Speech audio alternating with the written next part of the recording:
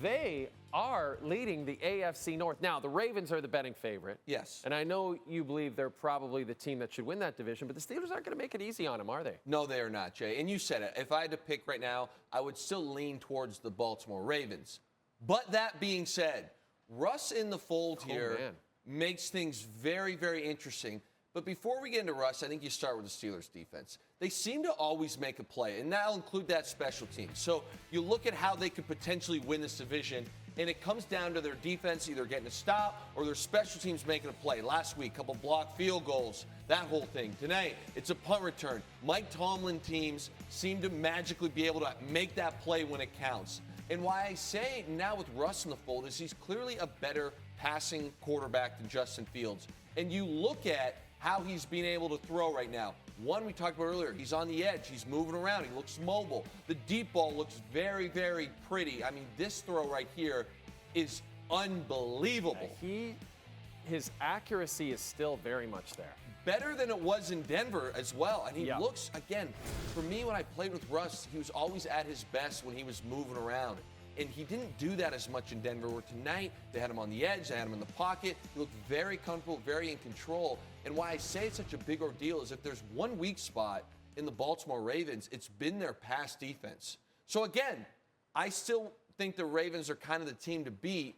But would it shock me if the Steelers find a way to win this division? No, because all of a sudden, TJ Watt makes a big strip sack fumble in that game or makes some sort of play. They get a big special teams play, and Russ is able to throw like he did tonight, and the Steelers sneak one away, and they're really in the driver's seat. So I wouldn't be shocked. And it's so funny because through the beginning of the season before Russ came in, you talked to me constantly, where's George Pickens? Why aren't we getting George Pickens? The last two games, it's been nonstop George Pickens highlights, and right? He's found him. Yes, and he's looked awesome, Jay. Yeah. And like I said, it's unfortunate because he hasn't had a quarterback to throw him the ball like Russ is doing right now. But I truly believe talent-wise, you've got your 1A in Jefferson, probably 1B in Jamar Chase, and he is right after those two guys. But we wouldn't say that yet because we haven't gotten anybody to deliver the ball. And with 2 weeks with Russ, he certainly looks spectacular. You know what's great about Russ? I'll tell you what's great about Russ. Post-game interviews with Lisa Salters.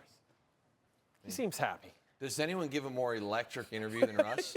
That's a joke. That's a joke. He's hilarious. But in all seriousness, like, you have the front part of the season to just rest.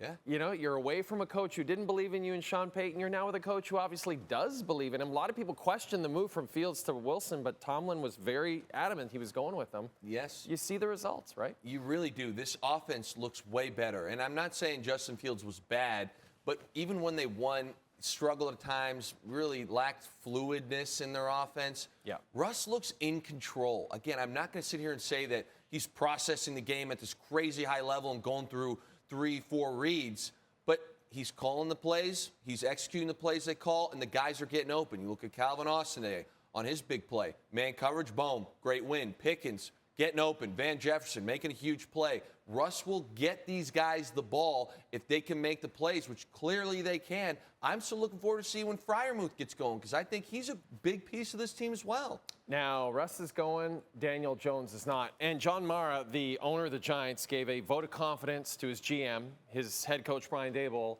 did not do the same for Danny Dimes. Did not give a vote of confidence for Danny Dimes for next season. So where do you think the problems lie with this Giants team? Is it all on Danny Dimes?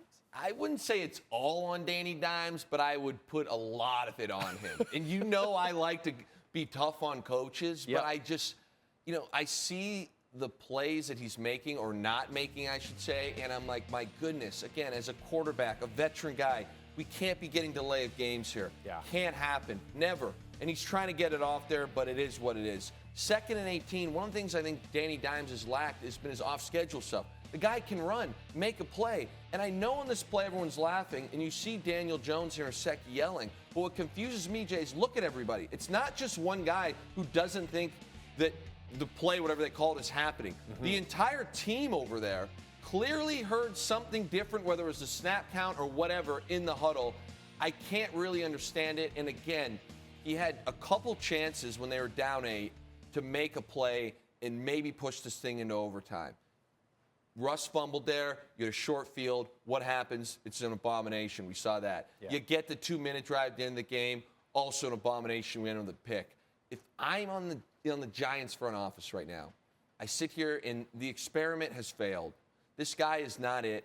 I think you bring in Drew Lock. And from what I heard, Drew Lock in Seattle, a lot of my buddies there told me, hey, got beat up by Geno, but he is a very, very solid player. And I'm not saying he's your future, but evaluate Drew Lock as a starter.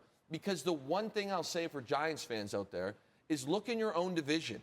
The Washington Commanders, beginning of the year, Jay, no one gave them a shot. What happens? They bring in Jaden Daniels and Dan Quinn. Got to give Dan Quinn credit. 100%. But you bring in a quarterback like that, whether it's through the draft or if Drew Lock, a huge if, can develop into a guy that is better than Daniel Jones, and maybe you're not this bad. Maybe you're not the doormat of this division anymore. So you're clearly at a loss, but you need way, way, way, way more at that quarterback position.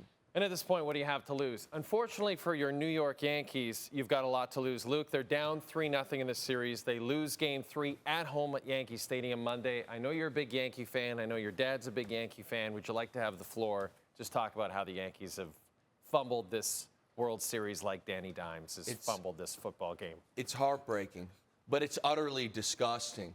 And, I was fortunate when I was a kid. I remember the days of Bernie Williams. On the mound, you got Andy Pettit. These boys are Paul O'Neill coming in. These guys are grinding. Right now, and I can't forget the captain, Derek Jeter. I think the man hit 308 in 150-something postseason games. Our guy, Aaron Judge, is breaking Yankees' hearts all over the place. He's our worst hitter. Yeah. Austin Wells is our worst hitter. Aaron Judge is our second worst hitter. We can't get a hit out of our guy right now. It's tough. It's tough times, but I will say, I'm not counting him out. Okay. I'm a believer. I'm positive. Let's win 4 in a row. Let's go. Let's see. And don't forget, by the way, we're still talking football with Luke on Thursday because